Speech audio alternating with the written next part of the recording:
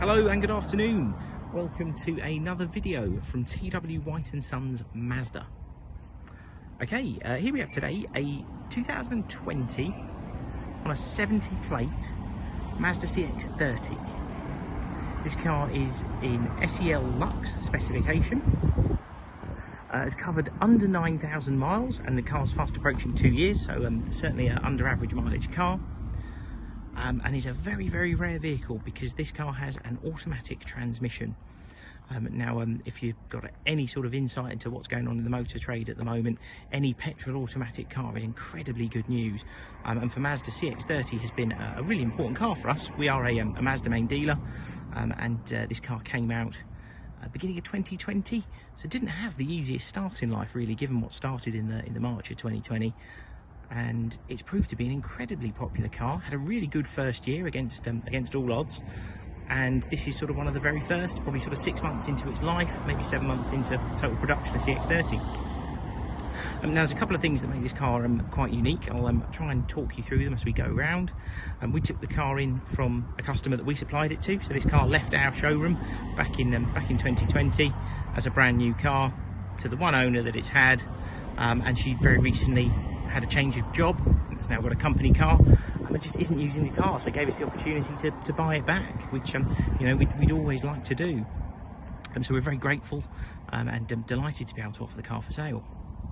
Now this car's finished in a colour called machine grey. I think you'll agree it's an absolutely wonderful colour. Looks good on pretty much every car in the Mazda range, but on CX-30 I think it really does look very smart. It's got a very sort of ultra high gloss shine to it, and I think against those grey wheels, which were standard for these, so any colour of the car would have those grey wheels, but matching the paint I actually think works really nicely. Now, around the time this car was registered, Mazda announced that they were not going to make the SEL Lux with a power lift tailgate anymore. So if you're looking at other 70 plate SEL Luxes, do check that the car's got power tailgate, because it was around this time that they removed it and put it on the specification above this only. But this car, delighted to say, was registered just before that, so it still has power tailgate. Now you can do this off the key, off a button in the car, or off a button on the tailgate like I just did.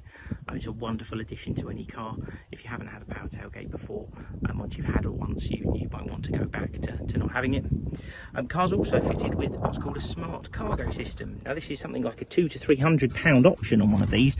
It's basically a sort of loading area for the floor, and you can divide your shopping up like this if you want to have just a section that's open like that, or have it on that elevated bit. But if you ultimately want to divide what's in the boot, you can even leave it in place like that if you want to. But yeah, it gives you that sort of high flat level load area, so you haven't got a great big drop down into the boot from there. I mentioned there's a button on here. You can actually lock the whole of the car from this button, and if you press this one, puts the tailgate down. But really good sized boot, and I can't tell you how important that power tailgate feature is to this car. You'll notice you have rear parking sensors. You've also got a reversing camera, and these lovely grey alloy wheels, which really suit the car. Look, a very nice style. Of course, the car's on all matching Bridgestone tyres. That's what these cars are given from new, and given that it's only covered 9,000 miles, they're certainly the originals.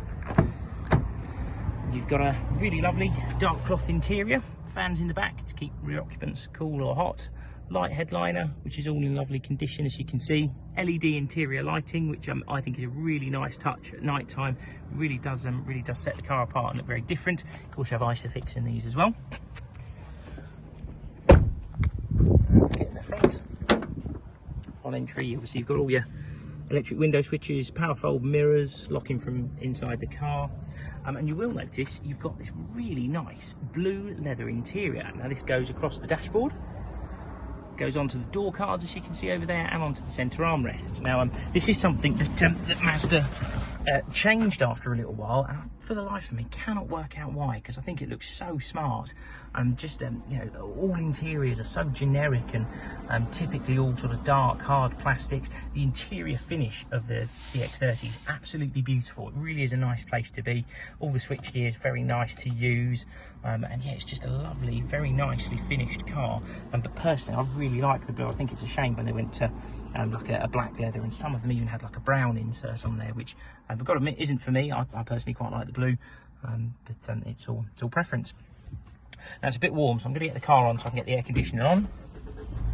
So you've got an all digital display there where it comes up with that note to say CX30. You can actually pick how you want that displayed as well. So there's a button on the steering wheel which I'm pressing here, show you things like your miles per gallon, digital speedometer readout, and then put it to a conventional speedo if you want. Car has traffic sign recognition. So you'll notice in the top corner here it's showing 30 miles an hour. That's because I'm parked in a car park within a 30 mile an hour zone.